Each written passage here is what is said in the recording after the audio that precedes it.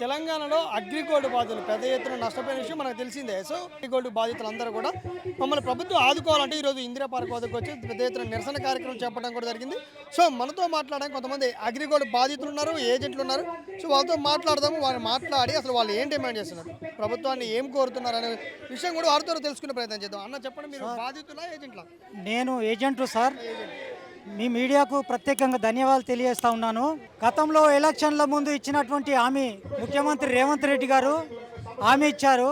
ఏమి హామీ ఇచ్చారంటే ముఖ్యమంత్రి రేవంత్ రెడ్డి ఇచ్చారంటే తెలంగాణలో ఉన్న ఆస్తులు జప్తు చేసి అగ్రిగోల్డ్ ఆస్తులు జప్తు చేసి మీకు డబ్బులు ఇస్తామని చెప్పారు. కానీ అందరికీ కనీసం మేము అందరికీ న్యాయం చేస్తున్నాం అని చెప్తున్నారు.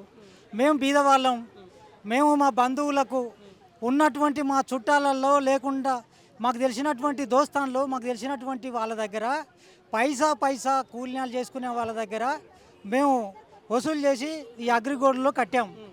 ఇంతవరకు దాదాపు సార్ మా ఇండ్ల మీద పడి మమ్మల్ని నానా బూతులు తిడుతూ, మేమే కాదు మా ఫ్యామిలీ మొత్తం సఫర్ అయిపోతూ ఉంది. మా భార్య, మా పిల్లలు అందరూ మేము ఎక్కడ పెళ్ళిళ్ళు పేరెంటాలకు వెళ్ళలేనటువంటి సిచ్యువేషన్ మాకు ఉంది.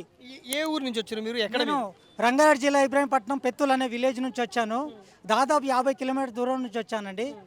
కానీ ఇట్లాంటి దాన్ని దాదాపు ఒక 20-30 లక్షల అప్పున్నా కానీ అప్పు తీర్పుకోవచ్చు. కానీ ఈ ఇండ్ల ఇరికిపోయి మేము చాలా సూసైడ్ చేసుకునేటువంటి సిచ్యువేషన్ తీసుకొస్తున్నారు. మీరు ఎప్పటి నుంచి పెట్టారు దీంట్లో, ఈ సంస్థలో ఎంత మొత్తంలో పెట్టారు? మీ దగ్గర మీ మీద ఇప్పుడు మీరు ఏజెంట్ కాబట్టి మీ దగ్గర క్లయింట్స్ ఉంటారు, వాళ్ళు ఎంతమంది ఉన్నారు? దాదాపు వచ్చేసి ఇంకా 100 మంది ఉన్నారు. మేము మొత్తం 150 మంది దగ్గర డబ్బులు పోగు చేసుకొని కట్టించాము. కొన్ని డబ్బులు మేము మా చేయి నుంచి ఇచ్చాము. ఇంటి మీద ఎగబడి మమ్మల్ని నానా దుర్భాషలాడుతూ మా ఫ్యామిలీ మా అందరినీ తిట్టడం మొదలు పెడతా ఉన్నారు. మా పిల్లలు చదువుకుంటూ ఉన్నారు. మా పిల్లలు ఎక్కడైనా కలిస్తే బస్ స్టాప్లో నిలబడితే కూడా మీ నాన్న మా దగ్గర డబ్బు అంతా డబ్బు తీసుకొని పోయి మాకు ఇప్పుడు ఆ పైసలు లేకుండా ముఖం చాటేస్తుందని చెప్పిండు. ఏది ఏమైనా అన్ని కాగితాలకు సంబంధించినటువంటివి అన్నీ కూడా వాళ్ళ దగ్గర ఉన్నాయి. కానీ నమ్మే సిచ్యువేషన్లో లేరు. ఎవరైనా చనిపోయినా కానీ ఇంటి మీదకి వస్తున్నారు. చనిపోయారు. డబ్బులు కట్టించిన వాళ్ళు చాలామంది చనిపోయారు. అందుకోసము వాళ్ళకు నష్టపరిహారం లేదు. ఎంతమంది కానీ పైసా లేకుండా 10 లక్షల వరకు ఇంకా మా బకాయిలు ఉన్నాయి. ఆ 10 లక్షలు ఎక్కడికి వెళ్ళి తీసుకొచ్చి కట్టాలి? రెక్కడితే కానీ డొక్క నిండని పరిస్థితి మాది, మా ఫ్యామిలీది కానీ మా పరిస్థితి. ఇలాంటి సిచ్యువేషన్లో మేము ఉన్నాం. ఇక మేము ఎలక్షన్ ముందు సీఎం రేవంత్ రెడ్డి మీకు హామీ ఇచ్చిందని మీరే చెప్తున్నారు కదా. మరి తర్వాత మీరు ఎప్పుడన్నా ప్రభుత్వాన్ని కానీ అధికారులు కానీ కలిసి ప్రజా దర్బార్ నడుస్తూ ఉంది, అక్కడ హామీలు మేము నెరవేరుస్తామని చెప్పేసి అర్జీలు పెట్టామని చెప్పాడు. దాదాపు ఇప్పటి వరకు 4 సార్లు పోయి అర్జీలు పెట్టాం. అక్కడ ఉన్నటువంటి అవన్నీ కాగితాలు తీసుకున్నటువంటి అతను ఏం చెప్తున్నాడంటే, ఒక్కరోజు నాకు కాల్ చేసి నరసింహన్ అంటే అవును సార్ అని చెప్పాను. నరసింహ అంటే అవునని చెప్పాను. ఇది కోర్టు కేసులో ఉంది, ఈ కోర్టు కేసులో ఉన్న దాన్ని మేమేం చేయలేము అని చెప్పేస్తున్నారు. ఇది కోర్టు కేసులో ఉందన్న సంగతి వాళ్ళకు కూడా తెలుసు. ఆ గతంలో ఆ గవర్నమెంట్ ఉన్నప్పుడు మీరు ఏమన్నా ప్రయత్నం చేసిర్రు అని అంటే, ఆ ప్రభుత్వం ఉన్నా ఏ ప్రభుత్వం ఉన్నా మేము మా బాధలు చెప్పుకుంటూ వస్తూనే ఉన్నాం. కానీ పట్టించుకునే వాళ్ళు ఎవరు లేరు. ఇది హైకోర్టులో కూడా ఇది కొన్ని రోజులు ఈ కేసు నడిచింది హైకోర్టులో. ఇప్పుడు హైకోర్టులో కూడా ఏం స్టడీ సపోర్ట్ లేదు. దీనికి తాడు బొంగరం లేనటువంటి సిచ్యువేషన్ ఉందని చెప్తున్నారు. ఇప్పుడు ఫైనల్గా చెప్పండి, ఇప్పుడు మీరు ధర్నా చేస్తున్న ఇంతమంది ఇక్కడికి వచ్చారు కదా, ప్రభుత్వాన్ని ఏంటి డిమాండ్ చేస్తారు ఫైనల్గా?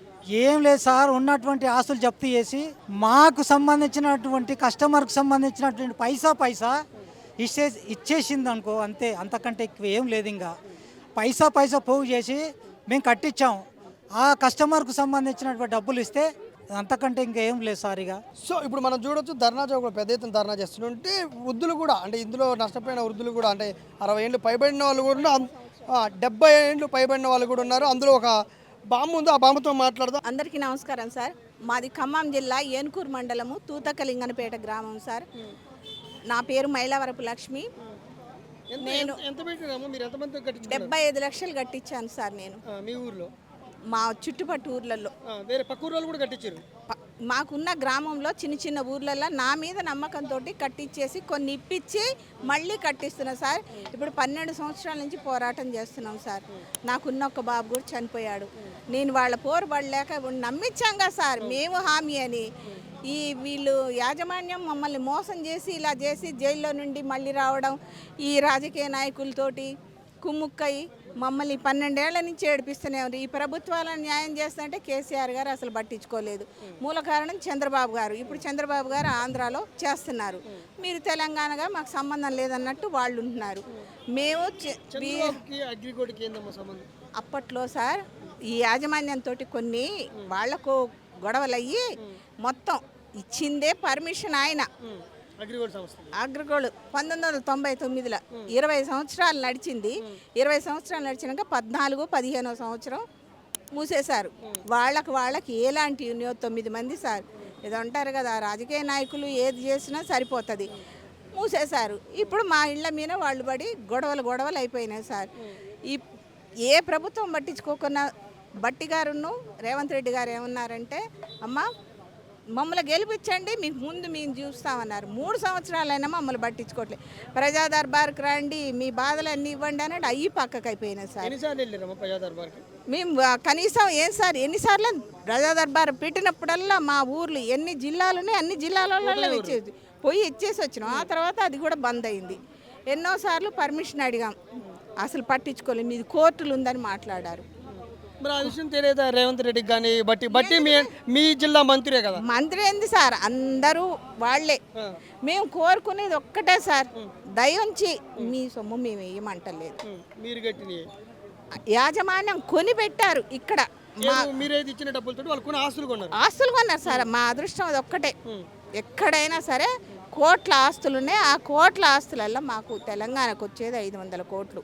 శంషాబాద్లో ఉంది, షాద్నగర్లో ఉంది, కల్లూరులో ఉంది, యాదాద్రిలో ఉంది, నార్కట్పల్లిలో ఉన్నాయి.